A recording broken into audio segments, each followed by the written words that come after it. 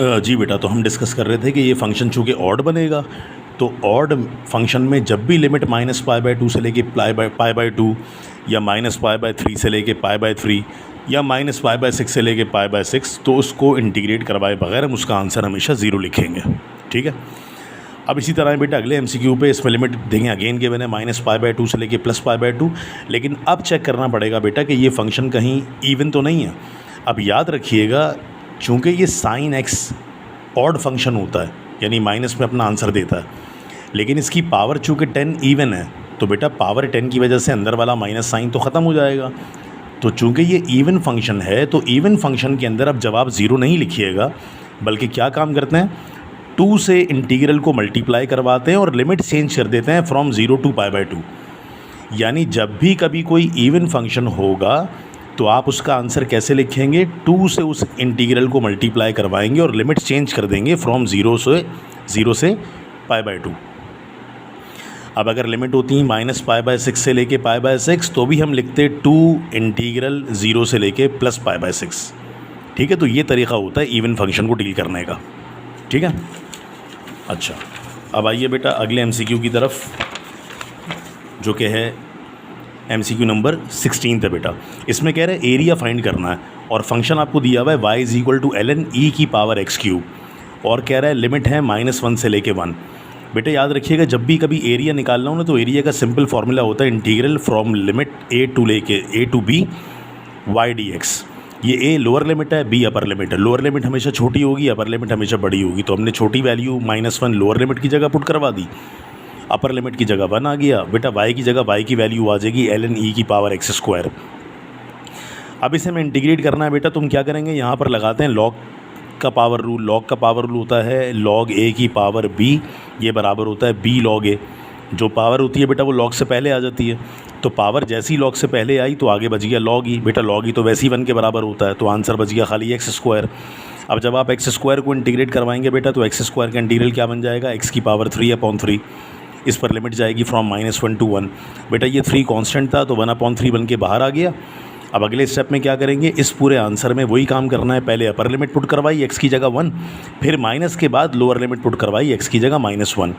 इन सब को सॉल्व किया बेटा, अंदर आंसर बना 2 को बाहर वाले 1/3 से मल्टीप्लाई किया, तो आंसर आ गया 2/3। ठीक है। यानी इंटीग्रेट करने के बाद इस पे अपर लिमिट फिर माइनस लोअर लिमिट अप्लाई करवा के इसका आंसर निकाल लिया। तो जो इंटीग्रल का आंसर निकलेगा बेटा, दरअसल वही उस फंक्शन का एरिया भी होगा। ठीक है, क्योंकि इंटीग्रेशन का मतलब ही होता है area above the x axis या एरिया एंटर द कर्व। अच्छा, एमसीक्यू नंबर बेटा 17 है। इसमें कह रहा है लिमिट a से लेके b है f(x) dx। तो अगर आपको ये बता दिया जाए कि जो फंक्शन है, अगर कोई फंक्शन बेटा गिवन हो और उसमें लिमिट गिवन हो a से लेके b, तो ये बात याद रखिएगा, अगर कभी किसी ज़रूरत पड़ने के तहत आप लिमिट चेंज करते हैं ना, कि लोअर लिमिट को अपर लिमिट बना दें और अपर लिमिट को लोअर लिमिट बना दें, तो बस इंटीग्रल के बाहर वाला साइन चेंज हो जाएगा। तो अगर लोअर लिमिट a थी और अपर लिमिट b थी, तो आपने b को a बना दिया, a को b बना दिया, तो जैसे ही लिमिट्स इंटरचेंज होंगी पूरे इंटीग्रल को सिर्फ माइनस साइन से मल्टीप्लाई करवा देंगे। ये एक प्रॉपर्टी आपको याद रखनी है। ठीक है बेटा। पार्ट नंबर 8 में कह रहा है आपसे कि आप इस पूरे सवाल को इंटीग्रेट करवाएं, और इसको बेटा इंटीग्रेट करवाना है, लेकिन इंटीग्रेट करवाने की ज़रूरत इसलिए नहीं पड़ेगी क्योंकि आप चेक कर लें जितनी लोअर लिमिट है उतनी ही अपर लिमिट है। तो बेटा लोअर लिमिट और अपर लिमिट जब सेम है, तो जब आप अपर लिमिट इंटीग्रेट करवाने के बाद अपर लिमिट में से माइनस करवाते लोअर लिमिट, तो आंसर ज़ाहिर बात है 0 ही आता। तो जब भी किसी फंक्शन को इंटीग्रेट करना हो और लिमिट्स दोनों की सेम दे दी जाएँ, तो इंटीग्रेट करवाए बगैर उसका आंसर आप 0 लिख दीजिएगा। अच्छा, अब अगले में कह रहा है बेटा 20 पहले मैंने कर दिया बेटा, उसके बाद 19 है। 20 में कह रहा है dx/a² + x²। तो बेटा इसका फॉर्मूला याद रखना है इंटीग्रेशन का, कि 1/a tan inverse x/a + c।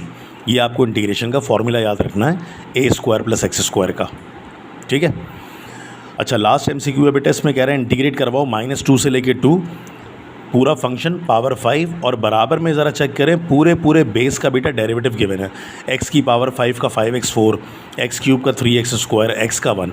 लेकिन अगर ध्यान से देखो बेटा, तो ये पूरे फंक्शन में जितनी भी x हैं सबकी पावर ऑड है ना। तो बेटा हम क्यों चेक कर रहे हैं इवन या ऑड, क्योंकि लिमिट्स जब भी कभी आ जाए ना -2 से लेके 2, -3 से लेके 3, -4 से लेके 4, तो पहले फंक्शन को चेक कर लेते हैं कि कहीं वो ऑड तो नहीं है, क्योंकि अगर वो ऑड फंक्शन होगा तो बेटा उसका डायरेक्ट आंसर 0 हो जाएगा। तो तो चूँकि बेटा ये फंक्शन ऑड दिया हुआ है, कैसे? क्योंकि मैं इसमें अगर सारे x को -x से रिप्लेस करवा भी दूँ तो चूँकि सबकी पावर ऑड है तो जवाब माइनस में ही रहेगा, यानी फंक्शन सेम आएगा बट सारे साइन माइनस के हो जाएंगे, सारे साइन चेंज हो जाएंगे। तो चूँकि ये ऑड फंक्शन है तो इस पर इंटीग्रेट करवाने की इसको ज़रूरत नहीं है, इसका डायरेक्ट आंसर आप 0 लिखेंगे। ठीक है बेटा।